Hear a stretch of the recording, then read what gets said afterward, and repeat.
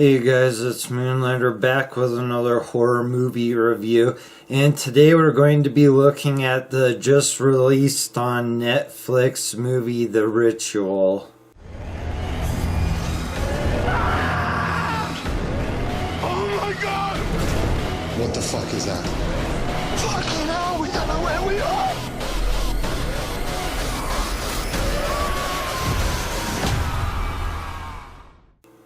Now, ever since I finished reading this book, I've been checking Amazon and Netflix after Kat's book and said Netflix was buying this movie.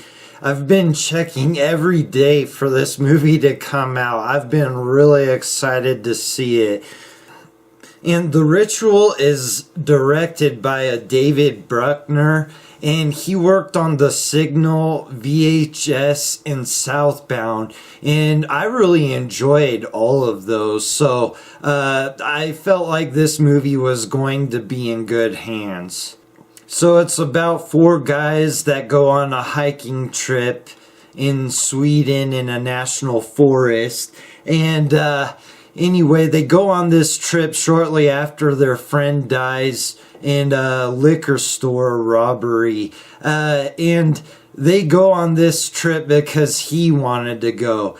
And it's not long after they're on this trip and decide to take a shortcut through the woods after one of them sprains his knee or something. And they realize that they're being stalked by a creature of some kind. So the things I liked about the movie The Ritual is I think the idea of having the friend die in a liquor store robbery and the main character dealing with the guilt of being in the store at the time he was killed and not doing anything. It was a great way of briefly summing up the tension that this group had in the book that has a lot more to it, and this friend dying isn't even in the book, but it was a great way of building the tension between these guys and the main character. And I would have to say that this movie has a lot of creepy forest shots in it. I enjoyed the cinematography for this movie, and I thought they did a good job for the forest they used for this movie. And it definitely sets an eerie tone that goes along with the story well. And while the creature isn't anything like what I pictured while I was reading the book, I was happy with what they did. I thought it was a cool looking creature and it seemed unique and original. And I would have to say I'm happy that they at least included, even though it was just a small part, the people in the attic.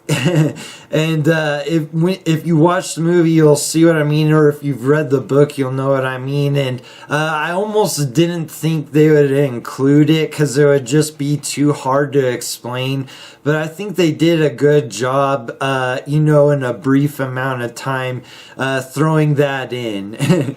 And finally, I would have to say that I thought the screenplay for this movie and the writing of the characters was decent. And I did enjoy what they did with the characters, knowing that they couldn't do the same character development in an hour and a half movie. But for the things I didn't like is I definitely did miss that character development. While I was watching it, I just kept thinking about how much more I enjoyed the book. Yeah, and I think it is worth mentioning that the forest in the book was much denser and was supposed to be a virgin forest. And in the movie, this is no virgin forest. It doesn't look that old at all.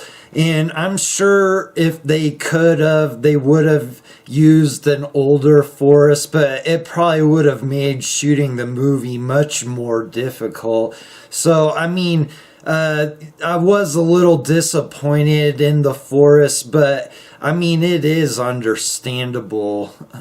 And I also found the choices they made with the main character. I didn't think he was as relatable, and I also wasn't rooting for him like I was rooting for the character in this book. And I would have to say, the little people in the attic, while I was happy they included it, I do wonder what people that haven't read the book would think, because it's so brief in the movie, and it seems kind of like it was just thrown in there, and there's no sort of explanation. You're just kind of left to guess at what those people were doing up there just from watching the movie.